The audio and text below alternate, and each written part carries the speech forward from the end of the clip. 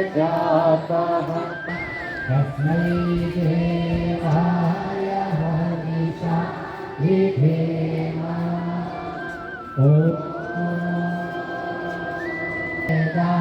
यस्य विष्णुपासते प्रसीदं यस्य देवः यस्य छायामृतं यस्य मृत्युः तस्मै देवाय हविषा विधेम।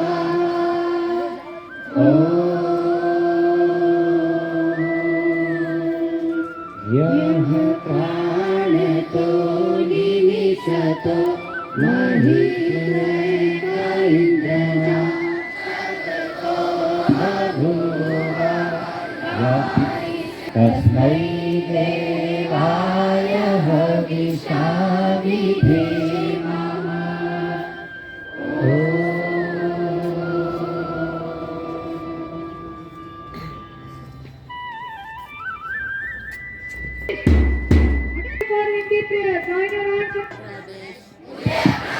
प्राणों से भी प्यारा है,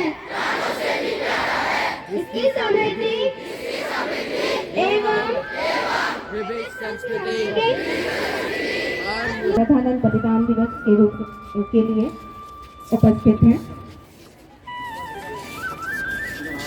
और अभी सभी छात्र आपके सामने एक भजन प्रस्तुत करने जा रहे हैं।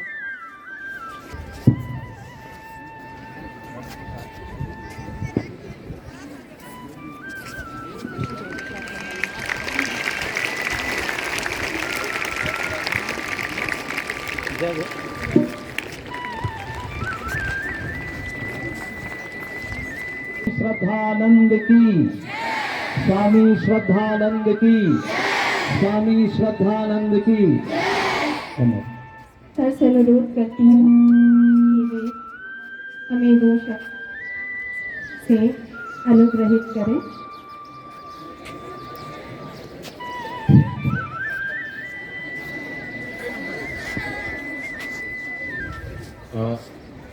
The purpose of today morning assembly is here. As you can see, that all we have assembled here to make this the Shraddhanand Balidan Divas.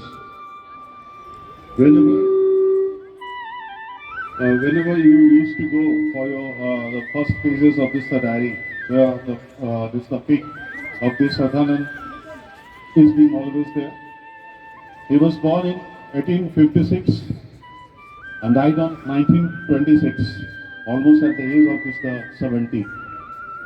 He contributed a lot to that of this the Arya Samaj and this the Vedic, and he was the pioneer in making the Hindi as being this the official languages. He was rather the pioneer for that. So I would like to say something about him, and that will be a big tribute to him if I am going to Hindi, not in English. इनके पिताजी police विभाग में थे और ये इनका बराबर तबादला होते रहता था, जिसके कारण इनका प्रारंभिक जो शिक्षा है बहुत अच्छे ढंग से नहीं हो पाया था। लेकिन उसके बावजूद भी इनका जो बचपन का नाम था मुंशी राम विज के नाम से जाने जाते थे, और उससे भी पहले ये बृहस्पति विज के नाम से जाने जाते थे। इन्होंने जो सबसे बड़ा कार्य किया वो था कि जो भी कोई भी मुस्लिम या ईसाई जो जिनको जबरदस्ती धर्म परिवर्तन करवाया गया था हिंदू में, हिंदू से मुसलमान या ईसाई में, उनको ये फिर से शुद्धिकरण करके हिंदू धर्म में लाए थे। इसके लिए ये काफी विख्यात है। और शायद आप लोगों को ये मालूम ना हो कि जब कभी भी हम लोग कहते हैं कि नहीं आर्य का मतलब ही होता है श्रेष्ठ, और हम लोग जितने भी यहाँ खड़े हैं ये सब हम लोग आर्य समाजी हैं, और इन्होंने वैदिक धर्म का प्रचार काफी जोर शोर से किया। इतना ही नहीं, सबसे पहले इन्होंने गुरुकुल शिक्षा पद्धति का आरंभ किया 1901 के लगभग में, और हरिद्वार में कांगड़ी नाम का एक गांव है जहां पर आज के दिन भी गुरुकुल कांगड़ी विश्वविद्यालय जो कि आपका रिकॉग्नाइज्ड है, आज भी उस नाम से जाना जाता है। 1917 के लगभग में जब एक बार ये बनारस में गए तो काशी विश्वनाथ के मंदिर में इनको रोक दिया गया। उस समय में कोई रानी आई हुई थी, कहा गया कि नहीं पहले वो दर्शन करेंगी तब आपको जाने दिया जाएगा। तो उस पर ये काफी विचार किए और उसके बाद से इन्होंने मूर्ति का जो पर्टिकुलरली आर्य समाज में है कि मूर्ति का हम लोग विरोध करते हैं, इन्होंने भी उस चीज का विरोध किया और उसके बाद से ये पूर्णतः संन्यास के रूप में चले गए। 1917 में ये संन्यास धारण कर लिए और लगभग 1921 के लगभग में इनका नाम श्रद्धानंद जी के नाम से ये आर्य समाज में जाने लगे। इनकी जब पर्टिकुलरली ये जिस जगह से आए हुए थे वो लाहौर और जालंधर इनका कार्य क्षेत्र रहा था और जालंधर में ही ये जन्मे हुए थे।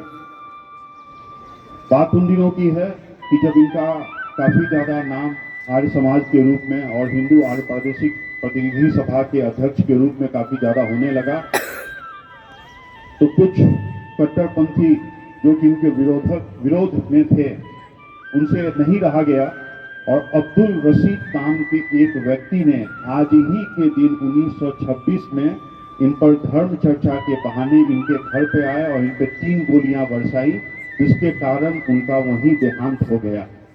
और यहाँ पर दिल्ली में एक भवन भी दिया गया है जिसका नाम है बलिदान भवन और आज श्रद्धानंद जी के नाम पर ही हम लोग वो बलिदान दिवस मनाते हैं। इन्होंने अपना पूरा जिंदगी आर्य समाज और वैदिक और हिंदी के प्रचार प्रसार में ही पूरी अपनी जिंदगी को इन्होंने गुजार दिया। अब यहाँ जो सबसे बड़ी बात ये आती थी कि जब इनको गोली से मार दिया गया, उस समय में गुवाहाटी में गांधी जी एक सभा में संबोधित कर रहे थे और सब बहुत चौंक गए कि नहीं गांधी जी ये क्या कर रहे हैं। गांधी जी ने अपने संदेश में कहा कि अब्दुल रशीद मेरे भाई हैं। सबको बड़ा आश्चर्य लगा कि ये जो है सो किस तरह से एक आदमी जो कि श्रद्धानंद जी को हत्या कर दिया उसको गांधी जी डिफेंड कर रहे हैं। वो बोले कि हमको क्या मिटाना है, हमको ये जो अब्दुल रशीद को किसी ने भड़काया कि नहीं उसकी हत्या कर दो और एक आदमी की हत्या करने से क्या कोई चीज खत्म हो सकता है क्या। तो ये हम लोगों का सोचने का चीज है कि ये एक आदमी के हत्या या जो कोई हत्यारा है उसके कारण ये संभव नहीं हो सका है। ये संभव है उसके कारण कि जिसको बहुत सारे व्यक्तियों ने या समाज ने मिल करके उसाया। और इसी संदर्भ में मैं आपसे भी ये कहना चाहता हूँ, ये श्रद्धानंद जी की सारी बातें हो गई जो इनका ब्रीफ में हम कह सकते थे कहने लगे तो काफी लंबा हिस्ट्री है इनका स्वतंत्रता के में भी किस तरह का है। और श्रद्धानंद जी ही थे जो सबसे पहले गांधी जी को महात्मा का उपाधि दिए। He was rather being the first person. अब मैं कुछ अपने स्कूल की बात कर लूं। ओम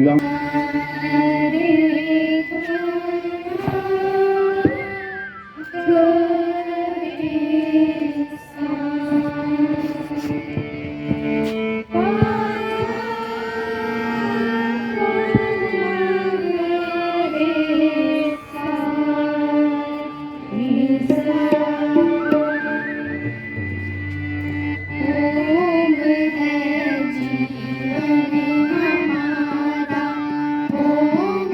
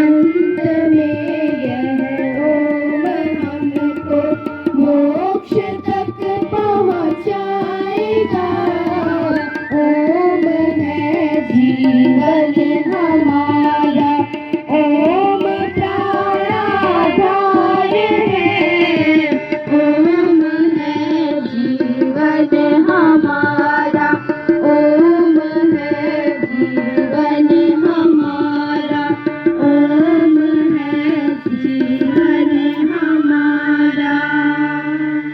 के प्रखर एक कविता पाठ कर रहे हैं। Good morning to everyone present here. This is Prakhar Prakash, student of class 6B. Today on Shraddhanand Balidan Divas, I am going to recite a poem written on Swami Shraddhanand by Pandit Chenupati. किया सुदेश सुयाती का श्री स्वर उद्धार, अश्रद्धा युग हमें हुए श्रद्धा के अवतार। कहते लोग वकील हाँ छोड़ रहा घरवार, हीनगिरी सुसरी सोचते अहो बड़ा परिवार। भारत के सब जाए हैं जग जननी के पूत, छू मंत्र से शुद्धि के कर दी छूत अछूत। घर में जा अल्लाह के दिया खूब उपदेश, अल्लाह और प्रभु एक है तजो द्वैत और द्वेष। घुस न सकी सरकार की जिस उड़ में संगीन, देश बंधु की गोलियां हुई वही लवलीन। दयानंद की वेदी पर दिया शीस बलिदान, लेख राम के सत सखा मुंशी राम महान। आर्य तत्व के स्नेह का जलता जहाँ प्रदीप, आर्य तत्व के स्नेह का जलता जहाँ प्रदीप, उस निज प्रिय कुल के रहो स्वामीन सदा समीप। Thank you. बहुत अच्छा, बहुत सुंदर प्रस्तुति है ना प्रखर द्वारा। श्रद्धा और आनंद की खान श्रद्धानंद थे, देश पे हो गए जो बलिदान श्रद्धानंद थे। आपके सामने प्रतीक के रूप में क्लास 7B आकर्षण है, यह आप सबों से कुछ उपदेश देने जा रहे हैं। उनके वेद सभी विद्याओं की पुस्तक है। वेद का पढ़ना पढ़ाना और सुनना सुनाना सभी आर्यों का परम धर्म है। इसलिए हे मनुष्यों, वेद का पठन और पाठन अति आवश्यक है। आग्रह करती हूँ कि वे 2 शब्द कहें। प्यारे बच्चों, जैसा आप सभी जानते हैं आज स्वामी श्रद्धानंद बलिदान दिवस हम मना रहे हैं। बहुत से लोग अपने ही दुखों के गीत गाते हैं, होली हो या दिवाली सदा मातम मनाते हैं, मगर दुनिया झूमती उनकी रागनी पे हरदम, जो जलती चिता पर बैठकर वीणा बजाते हैं। प्यारे बच्चों, इतिहास गवाह है, जो लोग अपनी संस्कृति और अपने महापुरुषों को भुला देते हैं वो कौम ज्यादा दिन तक जिंदा नहीं रहती है, वो मिट जाया करती है। इसलिए आप सभी बच्चों से एक निवेदन करना चाहूंगा, आप वर्तमान शिक्षा को पाकर के जितनी उन्नति करनी है करिए, परंतु अगर अपनी संस्कृति और अपने महापुरुषों को नहीं जाना तो याद रखना आपका अस्तित्व नहीं बचेगा। इसलिए हमें इन महापुरुषों को समय समय पे स्मरण करना चाहिए, याद करना चाहिए। आप जानते हैं डीएवी स्कूल में आप पढ़ते हैं, किनके नाम पे ये डीएवी स्कूल है? स्वामी दयानंद के नाम पे ये डीएवी स्कूल है। स्वामी दयानंद का जब निर्वाण हुआ, उनकी जब मौत हुई, तो उनके जो परम शिष्य लोग थे एकत्रित हुए, जिनमें स्वामी श्रद्धानंद, महात्मा हंसराज, पंडित लेखराम, गुरुदत्त विद्यार्थी ऐसे महामना थे। उन्होंने विचार किया कि हमें क्या करना है, तो महर्षि दयानंद, क्योंकि सर बता रहे थे कि महर्षि दयानंद का दर्शन था कि ईश्वर निराकार है और उसकी हमें आराधना पूजा करनी चाहिए। तो उन लोगों ने विचार किया कि हमें क्या करना चाहिए। वर्तमान समय में क्या होता है, जब कोई महापुरुष हमारे बीच में आते हैं, हम उनको भगवान के रूप में स्वीकार कर लेते हैं और उन्हीं को पूजने लगते हैं। स्वामी श्रद्धानंद, महात्मा हंसराज जैसे लोगों ने विचार किया कि जिन विचारों को लेकर के महर्षि दयानंद चले थे, हमें कुछ ऐसा करना चाहिए कि जो युग युग तक अमर रहे। उनके नाम पे डीएवी विद्यालय की स्थापना हुई। महात्मा हंसराज प्रथम प्राचार्य बने और उन्होंने संचालन किया, और ठीक उसी समय स्वामी श्रद्धानंद ने एक विचार को लेकर के महर्षि दयानंद के कि हमें प्राचीन शिक्षा को भी जिंदा रखना है, तो उन्होंने गुरुकुल की स्थापना की। स्वामी श्रद्धानंद ने गुरुकुल की स्थापना की, महात्मा हंसराज डीएवी के संस्थापक बने। दोनों धारा चली और देश और समाज के लिए शिक्षा के क्षेत्र में जो आर्य समाज ने क्रांति की, वो इतिहास गवाह है, सब लोग जानते हैं।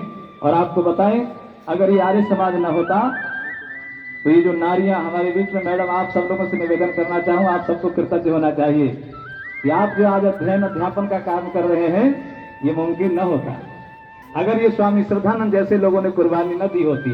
पता है आपको, शिक्षा के नाम पे क्या होता था, पढ़ने नहीं दिया जाता था, नारियों को अधिकार नहीं था पढ़ने का। बड़ी लड़ाई लड़ी गई है, बड़ी कुर्बानियां दी गई है, तब जाके आपकी संख्या इतनी डीएवी तक पहुंचने लगी है।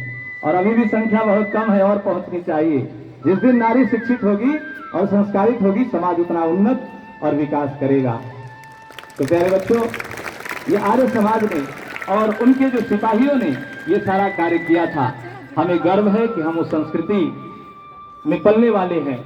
आपको गर्व होना चाहिए कि आप ऐसी संस्था में पढ़ते हैं जहां पे इस संस्था के संचालकों ने कुर्बानी दी है, बलिदान दिया है। स्वामी श्रद्धानंद के जीवन से अगर सीखना हो तो हमें ये सीखना है। बहुत सारे लोगों ने आत्मकथा लिखी है अपनी, और आत्मकथा लिखने वालों में महात्मा स्वामी श्रद्धानंद जो हैं वो भी अपने आप में एक है। उन्होंने आत्मकथा लिखी है जिसका नाम है कल्याण मार्ग का पथिक। और जब मेरे जैसा व्यक्ति कोई अपनी जीवनी लिखने लगे, अपनी आत्मकथा लिखने लगे, तो जीवन की जो अच्छी अच्छी चीजें होती हैं वही लिखता है व्यक्ति। जीवन के जो बुरे चीज हैं वो छोड़ देता है। लेकिन महात्मा ये स्वामी श्रद्धानंद के अगर कल्याण मार्ग का पथिक पढ़े तो उसको देखेंगे, उन्होंने अपने जीवन की सारी बुराइयों को जिक्र किया है उसमें। और मैं आपसे एक निवेदन करूं, कभी हमें मन में निराशा हताशा आए तो स्वामी श्रद्धानंद को पढ़ना चाहिए। आत्मग्लानि हो तो कई बार हम सोचते हैं कि मेरे जीवन में इतनी बुराई, हम क्या कर सकते हैं।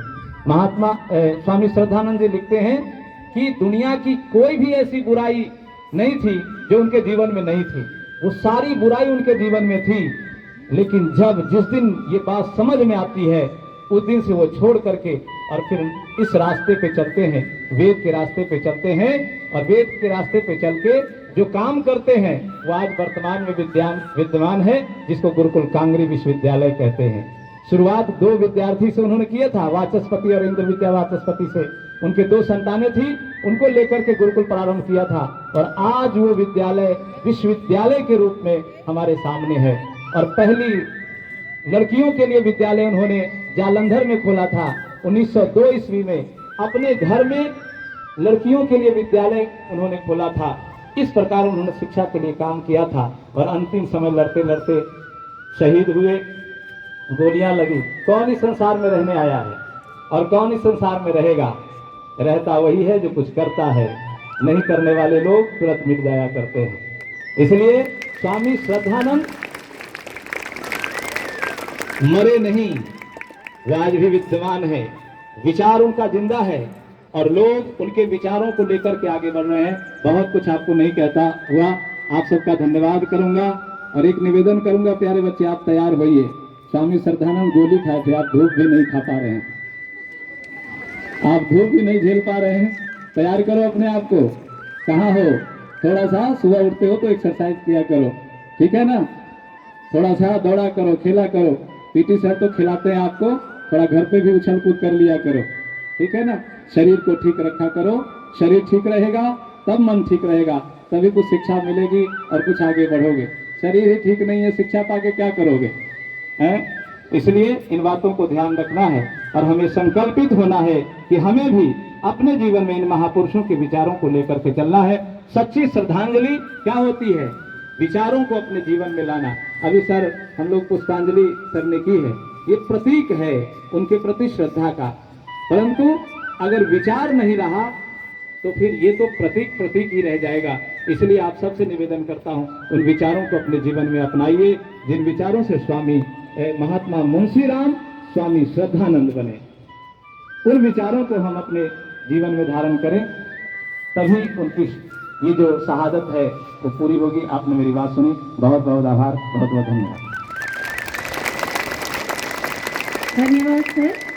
सही में हमें सद्विचार रखने चाहिए और सकारात्मक विचार रखने चाहिए। यही स्वामी श्रद्धानंद जी के लिए पूर्ण श्रद्धांजलि होगी।